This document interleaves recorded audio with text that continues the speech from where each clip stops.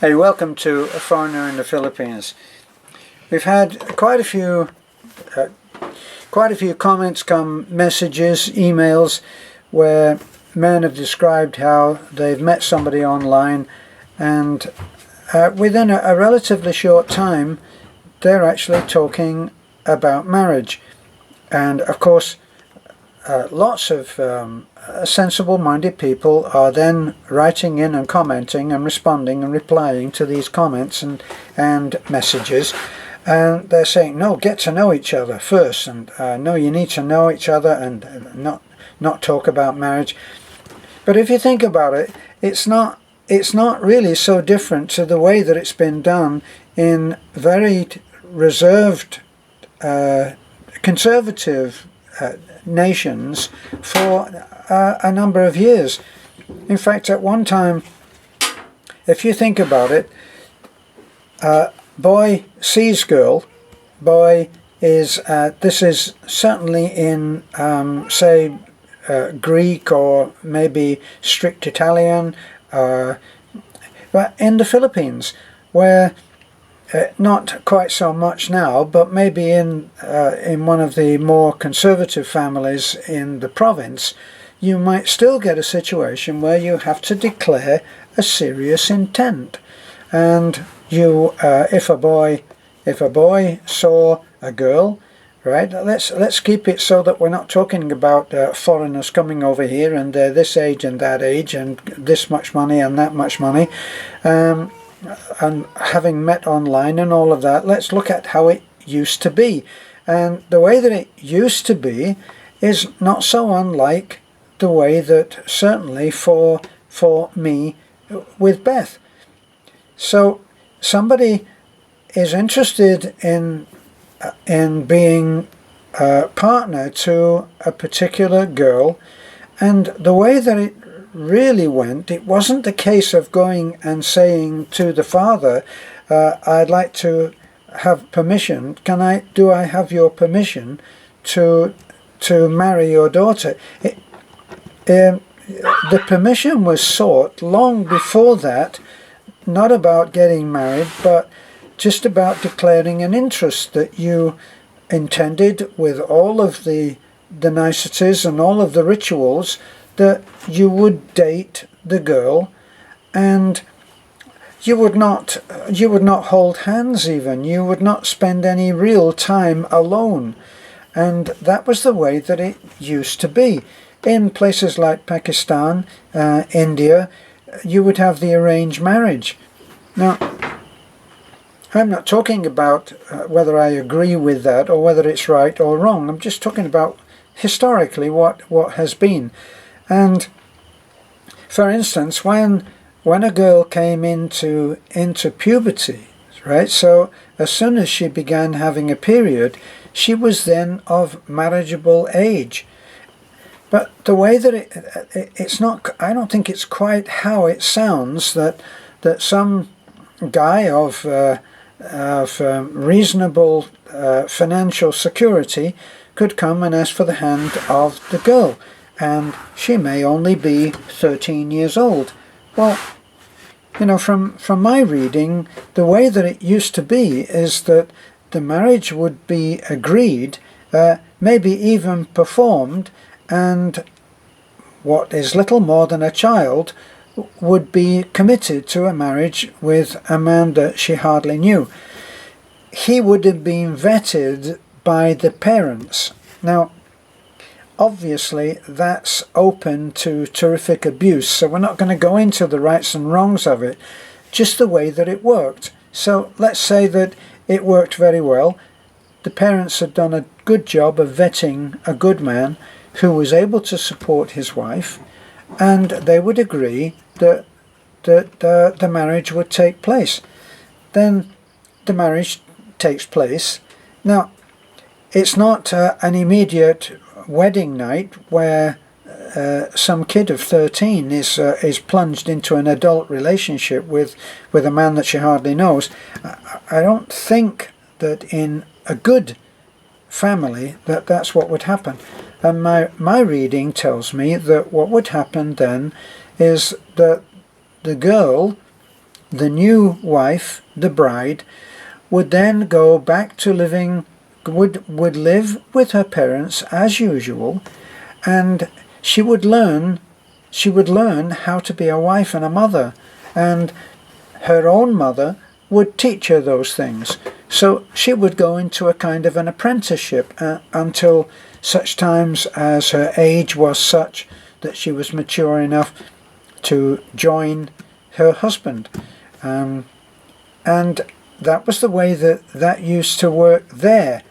In other countries, there would be a request to the father, I am serious about your daughter, and I would like to be able to court her. So you get permission where you would court the girl, and you would ask for the agreement of all of the family.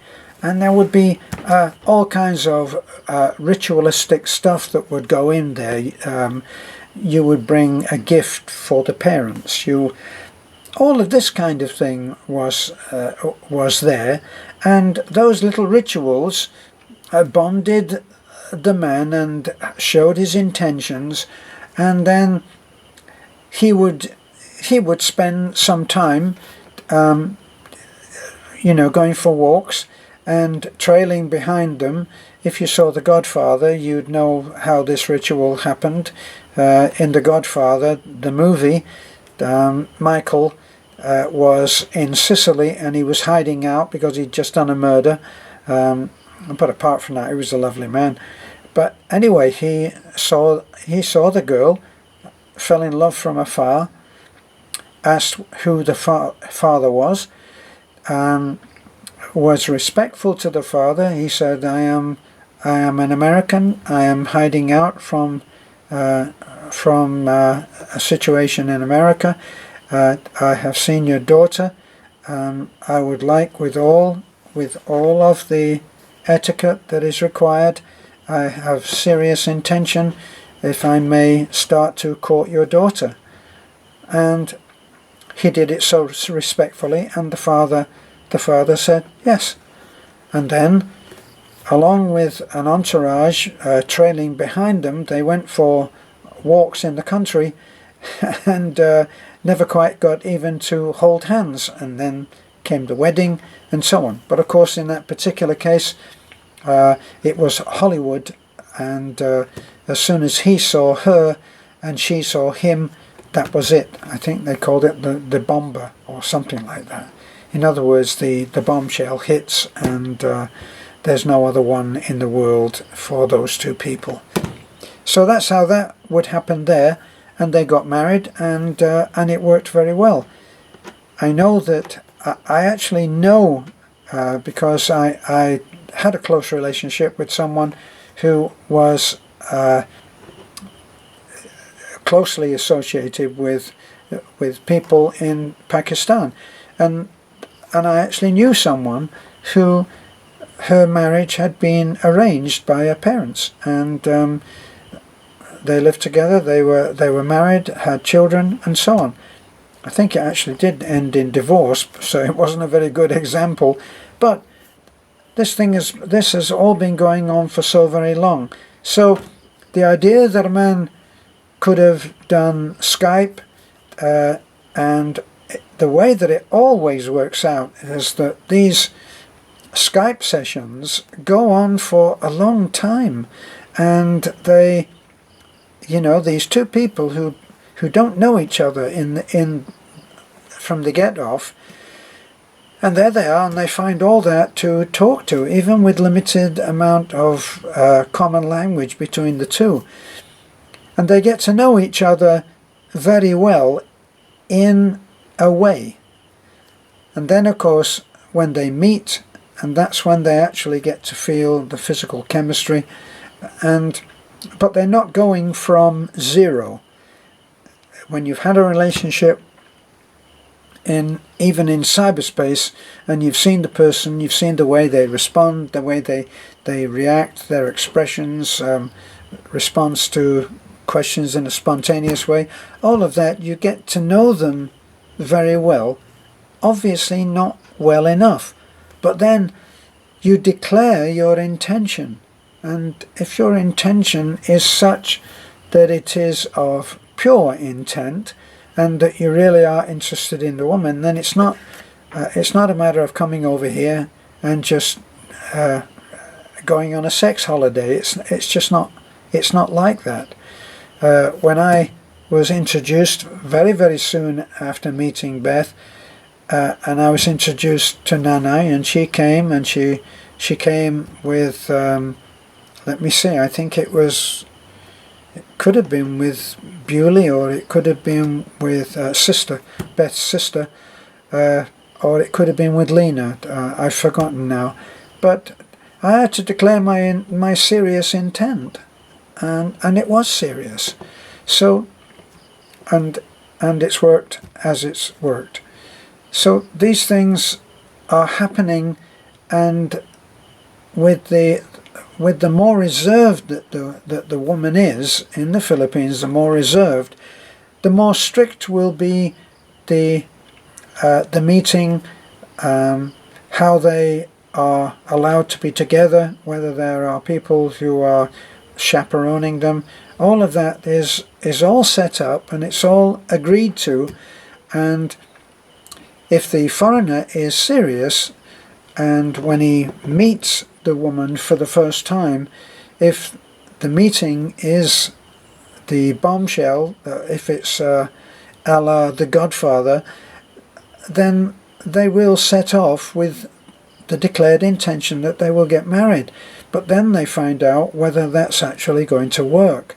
So that's just wanted to make that comment there, because someone on the friend that got in touch and said, I met someone, and one of his questions was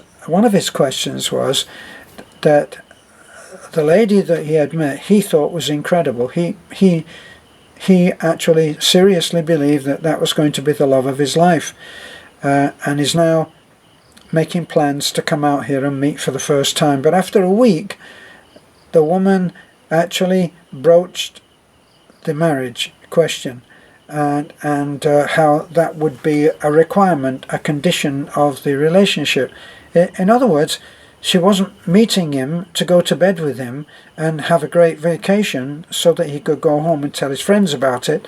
It was a lifetime commitment, which is what she was looking for and what she expected. And his question was, is this normal? Well, like I've explained, I've described, depending on how serious the person is about meeting a lifelong partner, yes, it's normal. It's usual. And even though it's not the total commitment, you're not going in there and saying, okay, I just met you, we had 5 minutes talking together at McDonald's, and when's the date? No, it's not like that, of course.